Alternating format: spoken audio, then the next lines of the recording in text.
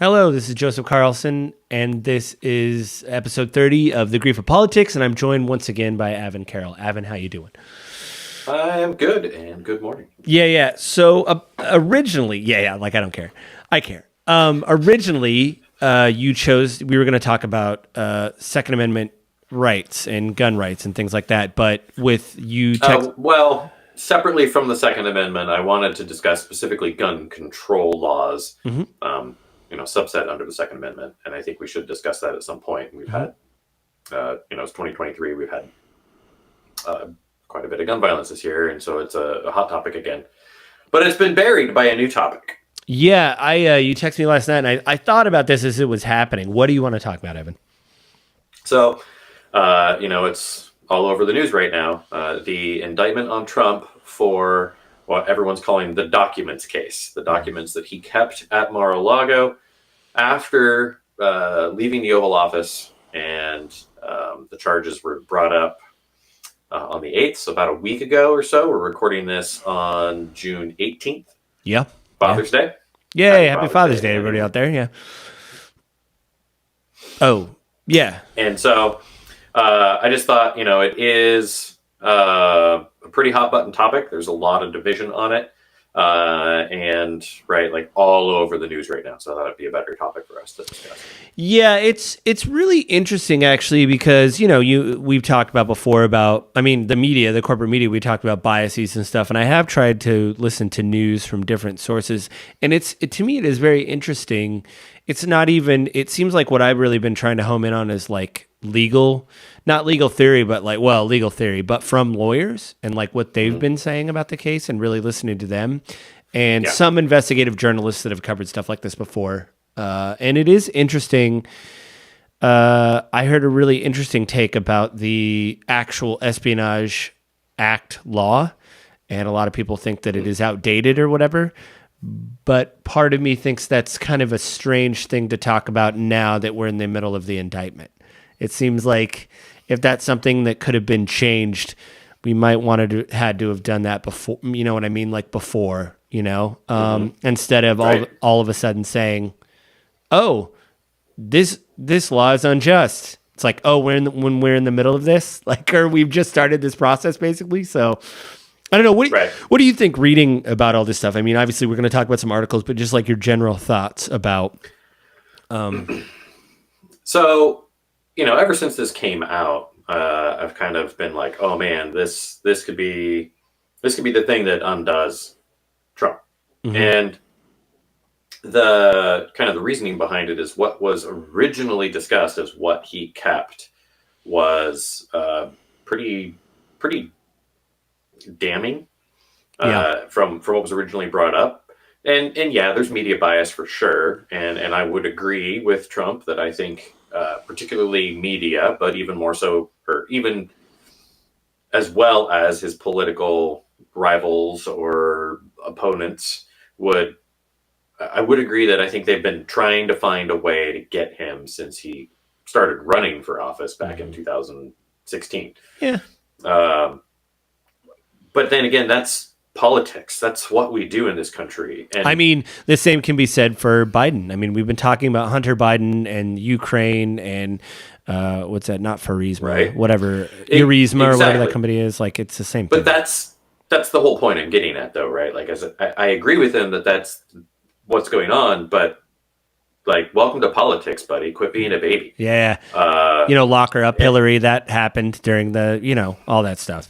Exactly. And the right-wing media was all over it and going all over it. And so, leading into this, I already thought that this was a pretty damaging case. And if they ended up finding anything dangerous, they'd move forward. Now, the interesting thing to me is Trump correct? Does he have the right to declassify things after he leaves? Right? We know that the president of the United States is allowed CIA briefings after they've left being president. We know that they're still given a lot of access. So is this really that bad? And then everything got unsealed. They unsealed the indictment. Yeah. Because at first it was there's unsealed. 7 charges. This looks bad, but we'll have to wait and see. And then they unsealed it, and it was like, whoa. Right. Yeah. And it's after that I'm like, like, he's a former president, so I'm not going to be shocked at all if he doesn't go to jail, because rarely does anyone at congressman or senator ever face prison time. Well, and so many of the Republican people running for president now have flat out said, Vivek Ramaswamy has said, I will pardon him. I think JFK maybe said that.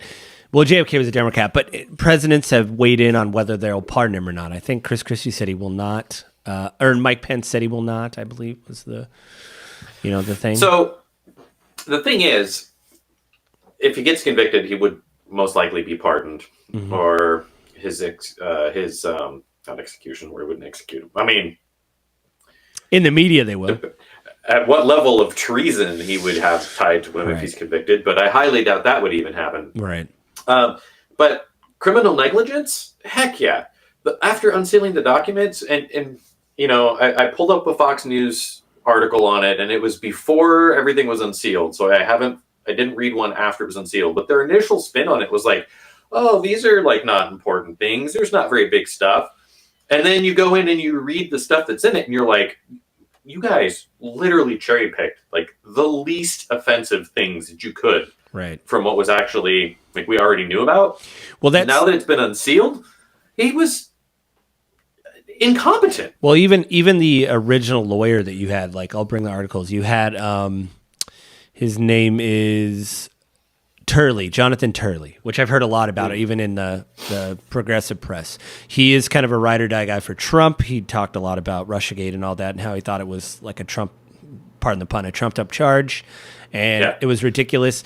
But I watched the one that you sent the before, and then there was one from MSNBC that was basically like after it was open, and he said that this is really damning. He said and what I really find fascinating about it, and I didn't you didn't send it as your articles, which I understand there's a lot of stuff in here, but I do really like Legal Eagle. He's a YouTube channel, and he does present both sides, even though he's a lawyer, and the way he spoke of he's like, this is going to be really difficult, because what makes this interesting is that Trump's own lawyers took notes and recorded things, because I think they had a feeling of like, this isn't good.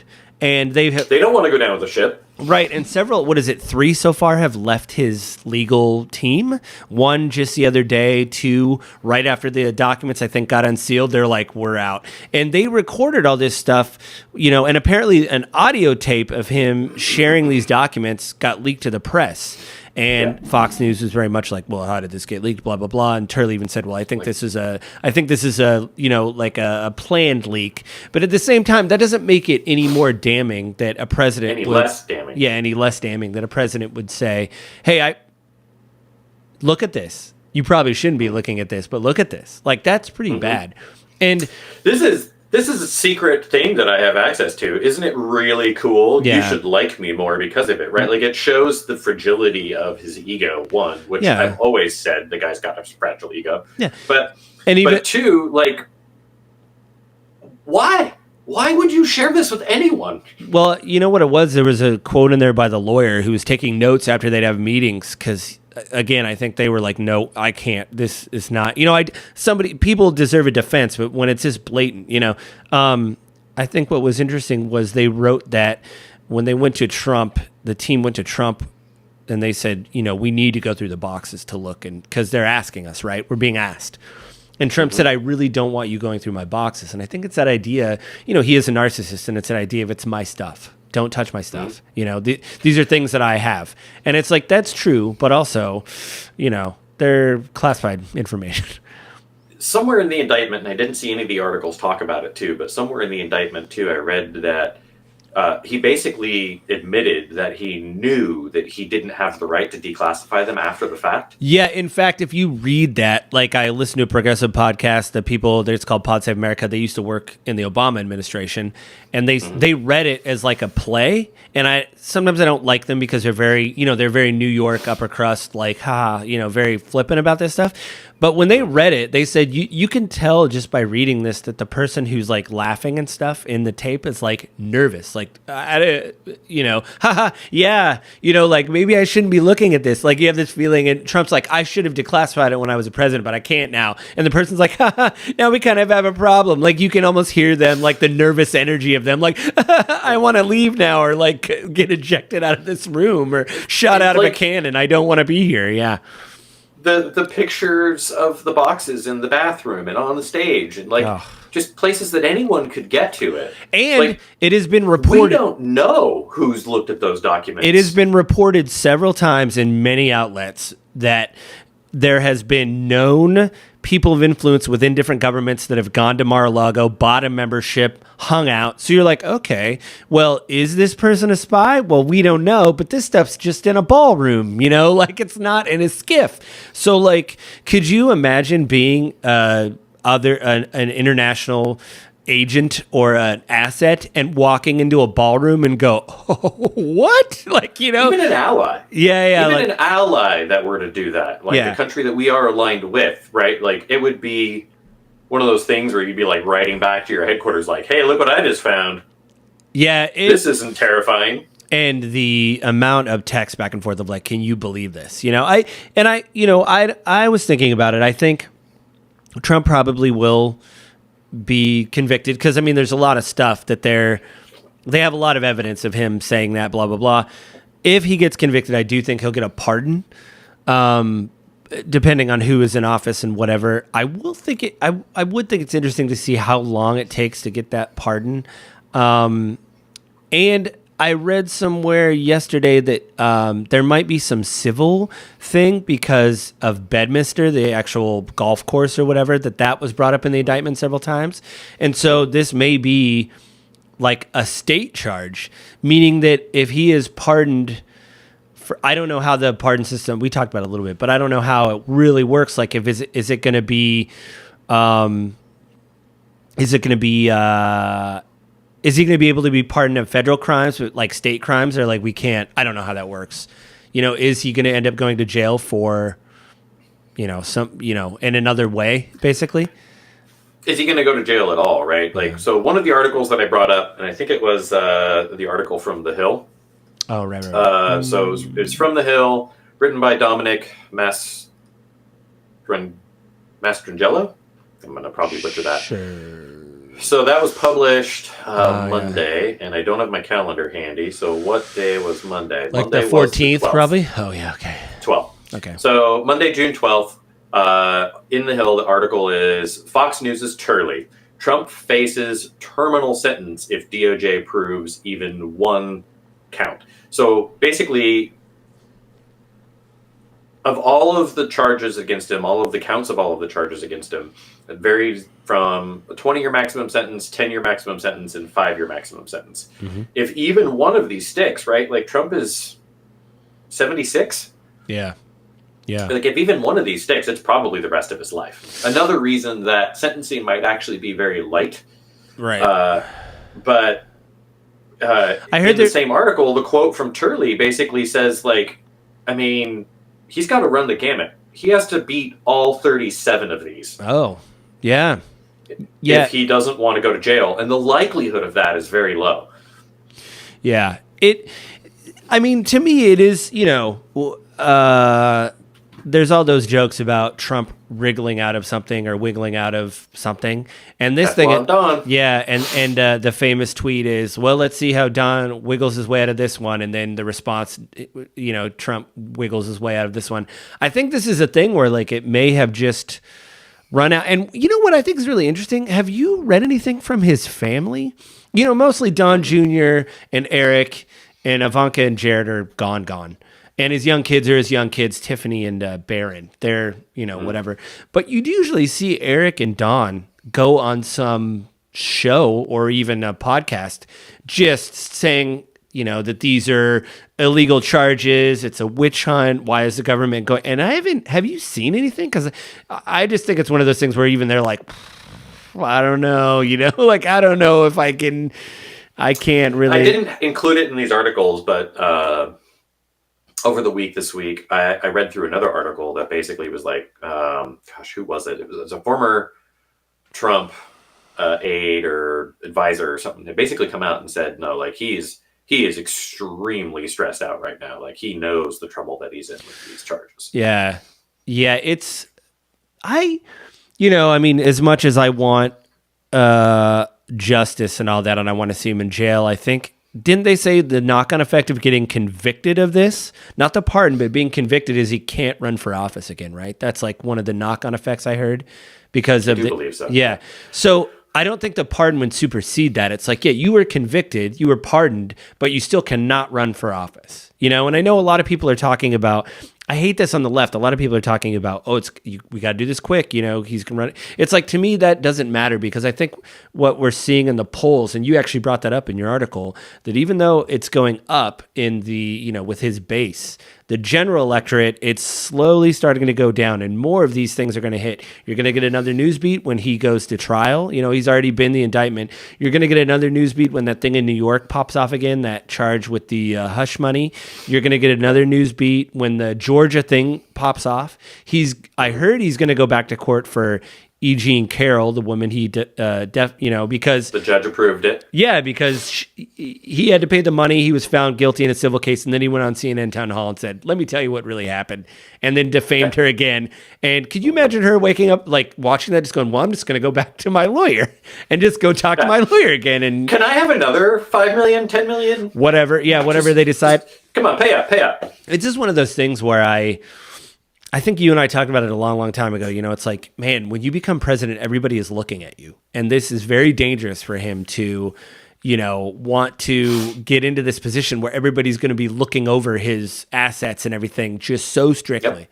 And it's, I don't know, man. It is, and then, everybody wants justice. But again, I think if he is convicted of it, can't run for office, even if it's pardoned, it's like you've taken someone who is a major narcissist and be like, you're no longer the center of attention. You cannot be the center of attention anymore. Go back to Mar-a-Lago, have the meet and greets. He was even crashing people's weddings at Mar-a-Lago. Did you read about this? So people, people were having weddings at Mar-a-Lago, and he would just show up. Now, they said sometimes it was welcome, sometimes it was not. Like and it wasn't even political. It's like, well, this is our event, and then Trump would show up, and it's like, what? Because, the wedding, the day is about the couple and all this. And then Trump shows up and everybody wants a picture with him. It's like, I thought it was our day. And now everybody's over there in the corner getting a picture with Trump. Like so. But it's who he is. It's the core of who he is. It's the core of who he's always been. And, I was thinking about it today, and I'm like, why is everyone so desperate to have him still stay and be able to run for president, right? And so there are a couple of things. The more conservative spinning articles that I read, the Fox News article and the cover of Turley's events, they really want to bring up Trump, and Trump's own response even immediately afterwards really wants to point out, like, Biden's done it, Pence did it, like other people have done this. Why are you coming after me? This just proves how corrupt we are. And my response is, you're right. Yeah. However, if any of them are going to be held accountable, you should be held accountable too. Yeah. So if you want to go after them for doing it, you have to come after yourself. Exactly. It's not a defense. That's the one thing that really bothers me on the right, because on the progressive stuff I listen to, people are like, yeah, if Hillary did something wrong, go after her. We don't care. Like, do it. If Biden did something wrong, do it. If Pence did, do it. If Hunter Biden is found, apparently there's some stuff coming out that there's like an FBI informant involved with that maybe they have some audio recordings. Do it. I don't, on the left, I'm like, yeah, go after all of them. I don't care. But that means if you're going to have that same whatever, then go after Trump. If he gets pardoned, that's one thing, but go after him. And I do think Jack Smith, when he came out and read the statement at the indictment, you do see that he's a man of few words. I mean, the statement was only like 2 minutes. I don't know if you watched the clip. It was only like 2.5 minutes. And he basically said there's one set of laws in this country and they pertain to everybody. Nobody is above the law. And please read the indictment. And I thought it was weird because I guess apparently he said out before the press conference, hey, I'm not going to be making any statements. I'm just going to, I'm not going to take any questions. I'm going to read the statement. I'm going to walk away. Of course, a reporter tried to yell at him about whatever, ask him a question. He just walked away. Like I said, I wasn't going to do that. But yeah, to me, it is a thing of, if this goes to trial and he's found guilty, I don't know about the pardon process, but I think I've been thinking about this a lot too, and maybe we have to do a whole episode on it. But this idea of we no longer trust institutions, as people, we don't trust the government basically and institutions. And what I keep hearing of these conservative podcasts that I listen to and stuff is like this complete, utter hopelessness and defeatism attitude of like it's all going to heck. It's all going to hell. And I do understand that as a human being on the planet when you read the news and you're like, well, this isn't looking good. But I do think stuff like this, like, yes, do I totally trust the FBI? No. But I believe there's people in there that said, we have to do this. Politically we have to. And I do think that there's just this idea that we can't look at anything like that, because then what's the point? What's the point of everything? Like you could sit at home and not. And so that's why I'm kind of glad this is happening, because it's like, yeah, like try him, like he gets a defense as well. If his lawyers can say, this, I think, I don't know legally how this would work, but again, I think while the train is running, it's not the time to say that the train shouldn't have cars on it, or basically, hey, this law is illegal. It's like, we're in the middle of the trial, man. That was before. Now we have to deal with it. Maybe on an appeal, maybe they could go through that. So, and that's always the way that we deal with this stuff, right? Is like, if there's a law that ends up being unfair or unjust, like, we still prosecute it through, but we bring it to Congress and Senate, and they review the law and they work on it, change it, amend it, repeal it, whatever it may be. Yeah. But you don't do it while you're in the middle of a trial and like argue the validity of it in the midst of did you break this law? Right. Like, you did or you didn't, and we're going to go through the evidence. And the evidence in this case that's been laid out, like, the DOJ has an incredibly strong case. Say what you will about the case in New York, right? Like, that looked pretty flimsy, and we'll see. They seem to think that they can make it stick for the hiding the hush money payments. But this one, I mean, the way that we talk about stuff in the group of politics, to me, the New York one with the hush money didn't interest me as much as obviously this one, because it's classified information. And Jack Smith said that is indictment. That was one thing he said about like these intelligence items keep our agents safe, overseas. And by having these things, then it could compromise people that, risk their lives to protect the country.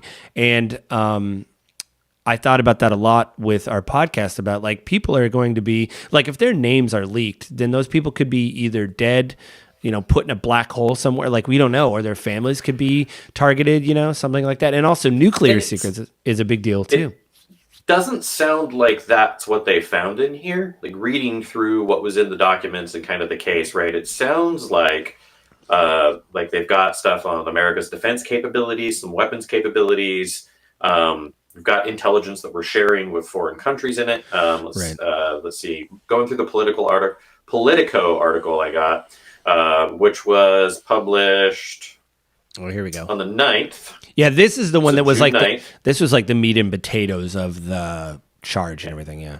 So Trump haphazardly stashed military secrets throughout his home, indictment says. This was done by Kyle Cheney and John Gerstein in Politico on 6/9. And if you kind of just reading through the article, where's the one I was just looking at? It says right here, prosecutors including some labeled as Five Eyes intelligence, a reference to the group of nations that are most closely allied with the United States and engage in higher level of intelligence sharing. So, like, what's in that?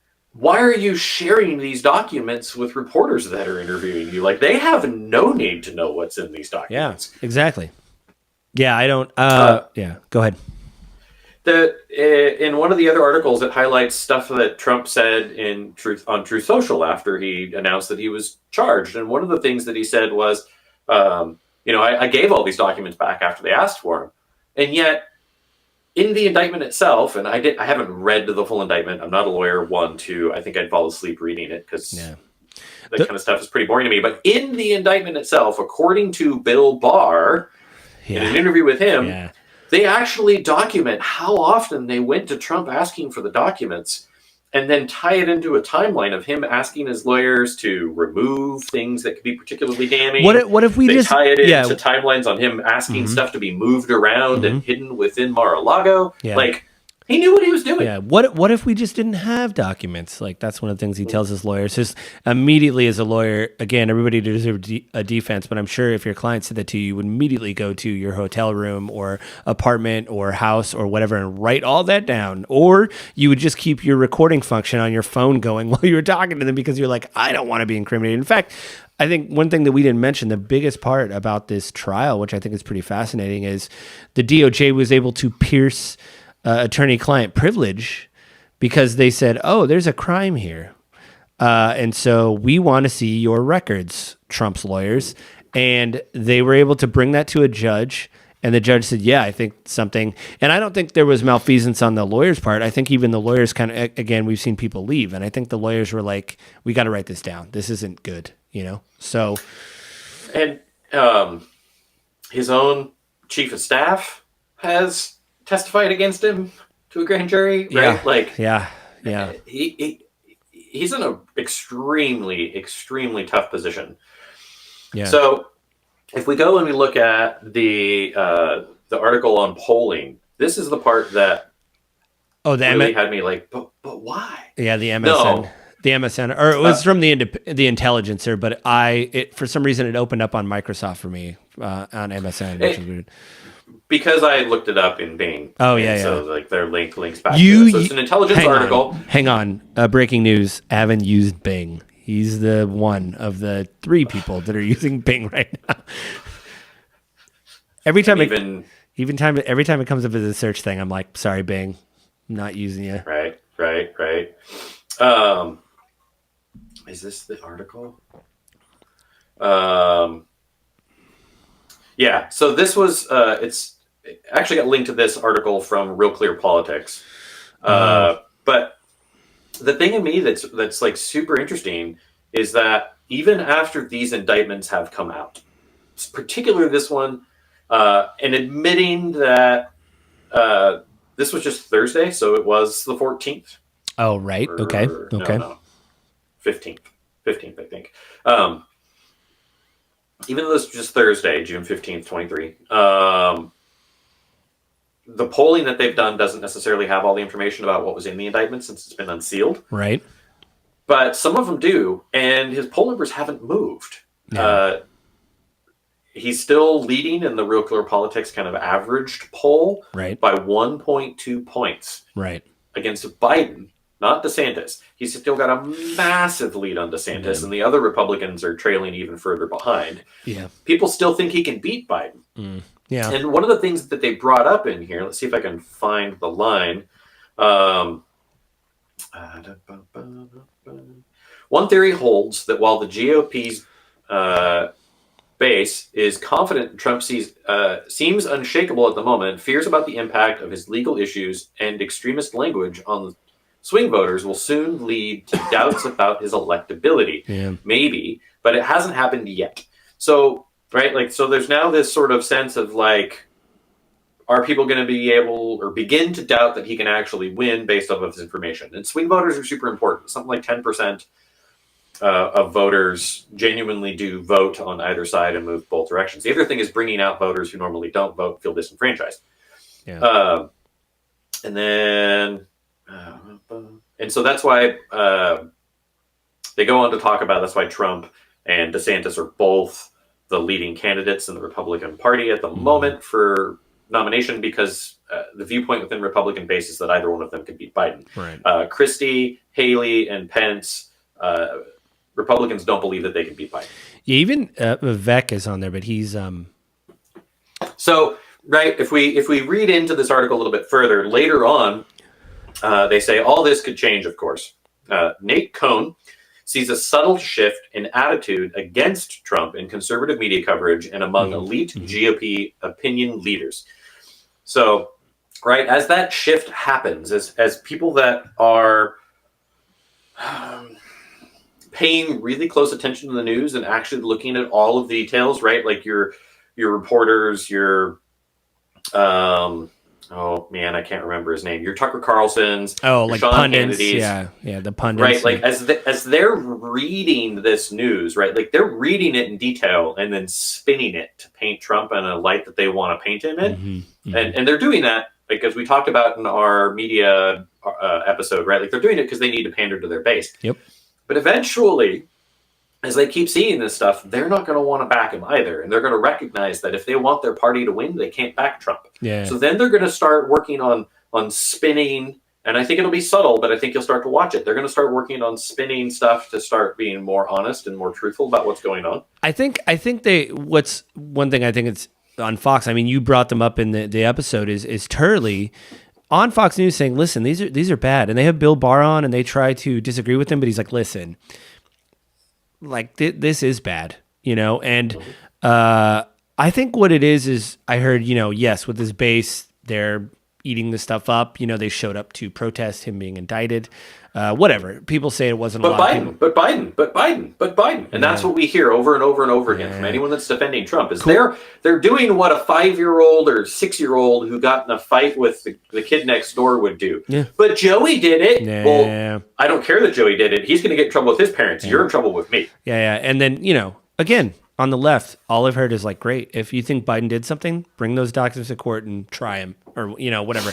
If you think Hunter Biden, listen. I mean, I haven't heard that from left mainstream media. What I'm hearing is no, he was cleared. They looked at it. He's cleared. Well, I mean, I've heard on like far progressive stuff, it's like, go after him. And two, even lawyers, I don't know if it was Turley or another lawyer, maybe it was Barr, where he said, no, like this is different because even Pence and Biden cooperated, right? Right. And Trump repeatedly, if they didn't, we haven't seen that evidence yet, but we have evidence of Trump not cooperating, and that's the obstruction of justice charge of like, hey, you can't intentionally moving documents around, right. Having his staff move the stuff around, right? Yeah. It's flippantly, yeah. And the other guy, Narita or his Naru, like his assistant, Nada basically got a paperwork as well that he has to. He's also facing charges. Yeah, he's facing charges as well. So I think it is completely. I mean, again, I think we'll have to do this in a full episode, but this idea that you can immediately dismiss these charges because you are conservative, I think is like pretty bad. And there's no point. There's no point in doing anything. There's no point in the strongest defense that I have seen, and there might be more, but the strongest defense that I have seen from anybody has been, well, but Biden's done it and Pence did it and Hillary did it. Why aren't we convicting them? This is just them trying to, punish Trump because they don't like him. I mean, who cares if they're right? You're right. We should go after Hillary. I don't care. Go for it. But I mean, that was Trump's own defense with his own attorneys. Well, Hillary's attorney was able to get her off after she deleted all of her classified stuff. And that was another thing in the indictment where he was like, that attorney took the fall for his client. Isn't that, I mean... Right. And his attorney's like, I'm not doing that. Like... Right, like this is not an argument. Like, okay, you're right. Sure. Right? Trump's the one facing indictments right now. Let's get him. And... so maybe the DOJ is corrupt, but here's the deal. If we flip the DOJ to a conservative, do you think that they won't be like, hey, we've set a precedent now. Now we might be able to convict him. The American people are happy that we convicted the president. Let's go after some of these other people who've done it. I will say the one thing on the left that kind of bugs me lately has been the talk of Cannon, the judge who initially, there was something that Trump got into a while ago that she ruled in favor of him for whatever. I forget what it was. And her decision was overturned by a 3-judge panel. And many of them were, I think, either all of them or 2 out of the 3 were appointed by Trump, very conservative. And a lot of people on the left have been saying, well, she should recuse herself. And I'm like, well, here we go again. Like, you're never going to be happy. You're never going to be happy with the person that's presiding over it. And I think maybe if she read that decision of being overturned, like, they have to publish a decision of why they overturned her decision. So maybe she read that and was like, oh, you know what? You're right. Like, it may have seemed like I was holding water for Trump. I would like to be positive. I think she wasn't doing that. She was just interpreting the law in a certain way. And maybe after reading their rebuttal, she was like, you know what? I didn't think of these arguments. You guys are right. And now maybe going into this trial, she'll think more. Because, like, again, on the left, they're like, well, she should recuse herself. And I'm like, well, we'll just keep going and going. Then Jack Smith is, then Jack Smith isn't independent. Then why is the Justice Department doing this? We should just throw away. It's like, you can't do that. You have to go, okay, what do we have right now? We have Jack Smith doing this. We have this judge. Yeah, it didn't go our way to begin with, but it may, I don't know. It just, again, it's this defeatist attitude of like, well, then what's the point? And it's like, you can't think of it like that. You have to say, okay, they have a really good indictment. Lawyers who are nice to Trump are even saying this doesn't look good. They have to really run, like you said, run the table on all the charges. And, I mean, that, and then there's a different case. So again, that judge could go, well, that was then, this is now. Looking at this indictment, and Turley said it, and I've heard other lawyers say, I think Bill Barr said, this indictment really tries to lay out why they're doing this. They're not being mealy-mouthed. They're really painting a picture, and like you said, putting a timeline down to prove to people this is why this is happening. So you can't just say like, oh, he did it one time or whatever. It was willful and knowledgeable. Yeah. He knowingly kept the documents when he knew he wasn't supposed to, and he bragged about it. Yeah. And he knowingly tried to hide them when the government came asking for them.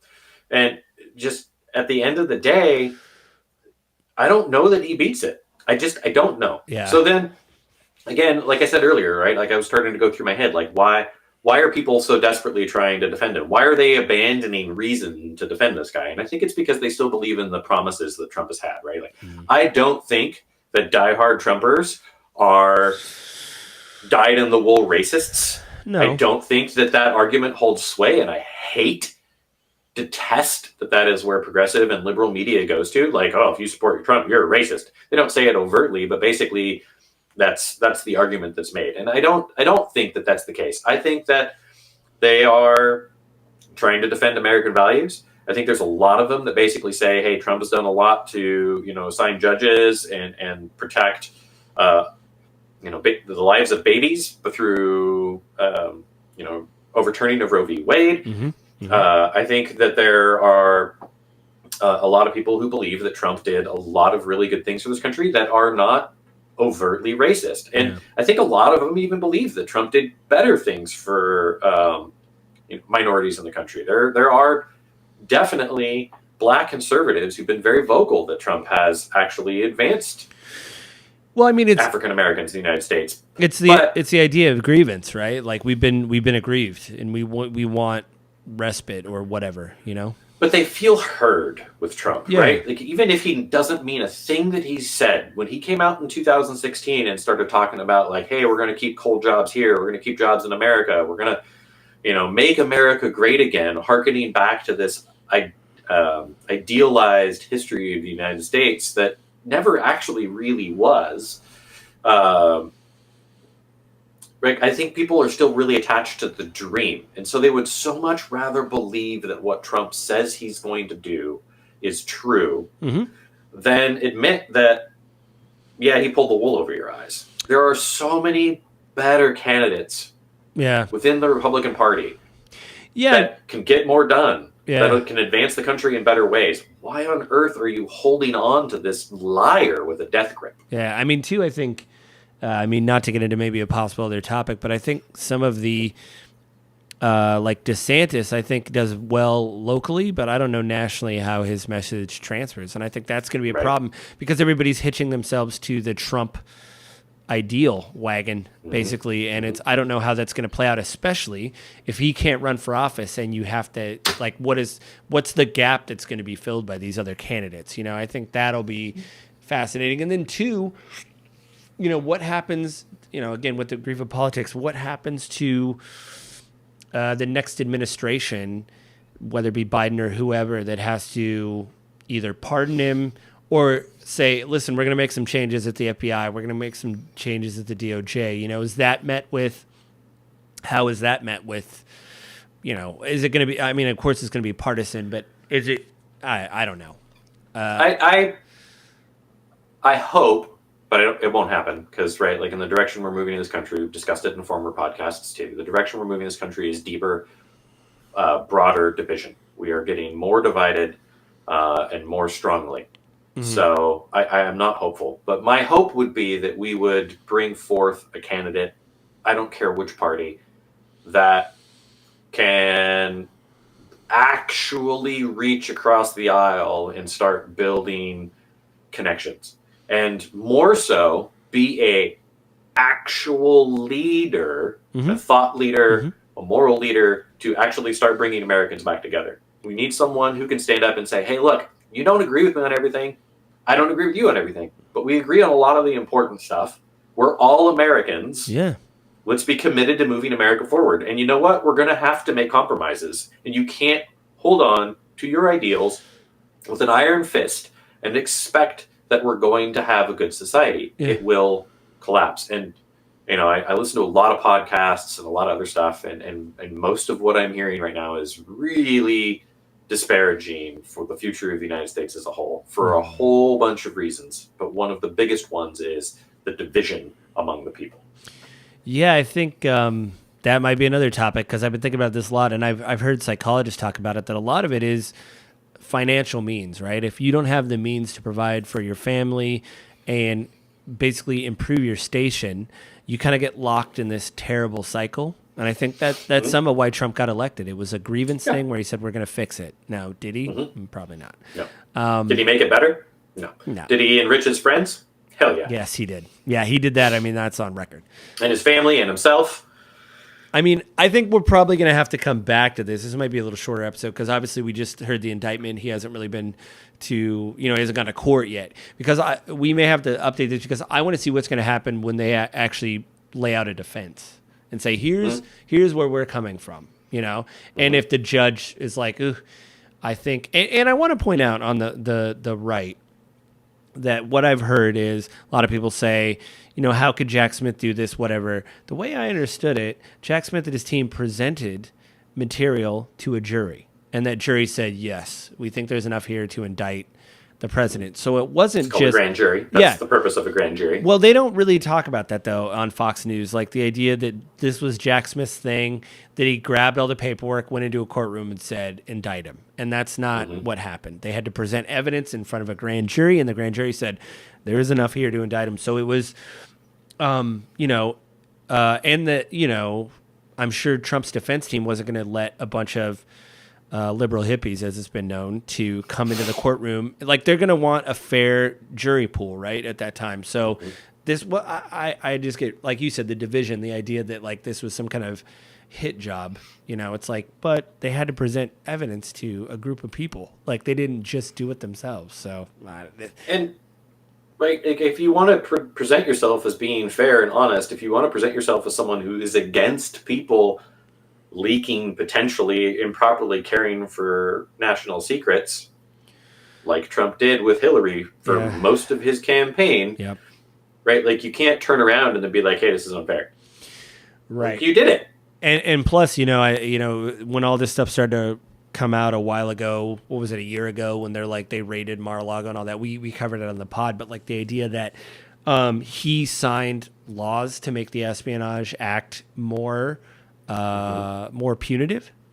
So he possibly, blew himself. Actually may have hurt himself. Yeah, as Tobias Funke on Arrested Development said, oh, it looks like I blew myself on this. He did it to himself. So, Tobias. So, like I said, a little shorter episode because, we're just reacting to the initial indictment and him going to court. Avin, is there anything you want to, promote before we leave? I always say it. Check out Your Agent Guide. Also on YouTube, if you're watching YouTube, if you're listening online, you can go to YouTube and look up Your Agent Guide, where I talk about just real estate tips, ideas. And if you're looking to buy a home or sell a home, Your Agent Guide provides an agent matching service to help you find the best agent for you in your area. Yeah. Personalized and specific. It's not just like looking on a website and going, that guy. Yeah, that one. That's the roughest thing is, again, needle and a stack of needles of finding someone that, helps you out and works with you and you have a relationship with and you trust and stuff like that. Yeah. The only thing I'll plug is obviously my other podcast, Game of Grief. Avin is on there every once in a while. I just did another news episode about the Embrace It group because they have been funded by Saudi money and they've bought up studio after studio after studio. And about a week ago, it came out that they were looking for another round of funding and they lost a $2 billion deal. So the CEO had to write an open letter to the staff saying, we're looking at reducing people, but we don't know what. But it was going to be 17,000 people over the several companies that they own. Whoa. Yeah. So it is terrible to get a letter saying, hey, you might be fired or let go at any day. Like, that's terrible. So that's going to come out actually later today as we're recording this. But yeah, thanks for talking about this, Avin. I know we kind of did a pivot from the original whatever, but obviously this is a big deal.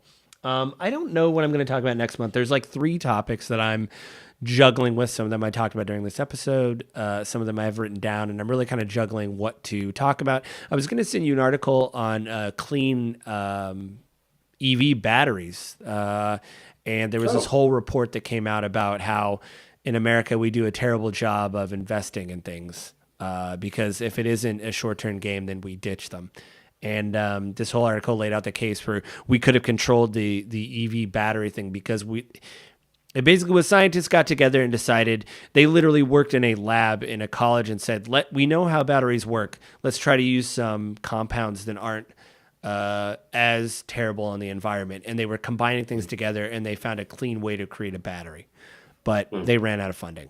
That may be something I talk about because, like I said, there's not a lot of hope lately, I think, with all this stuff that's going on and climate reports and all that. So that may be one thing, but I haven't really decided. So the next episode is kind of undecided yet. But again, I keep forgetting to do this, but I'm going to do it now. If you have a question or want to write to us, please write to us at gwgpodfellows@gmail.com. Let us know what episode you're talking about, that it's the grief of politics. And if you agree or disagree with one of us, let us know that. I'm paying for that I'm paying for that email address. Please use it. And you can subscribe and like us on either YouTube or we're on all the episodes up are on Spotify. That was an announcement I was going to make. All the video episodes we have are on Spotify. We decided to do video later. So not every episode is video, but the ones that are video, I think it's from 18 beyond, are all on Spotify now. And we're, when you put things on Spotify, people actually listen to your stuff. So we're actually getting some, not many, but we're getting some likes and things on Spotify. So I guess we'll talk to you guys next month. Everybody have a good Father's Day. And next month it is. See everybody later.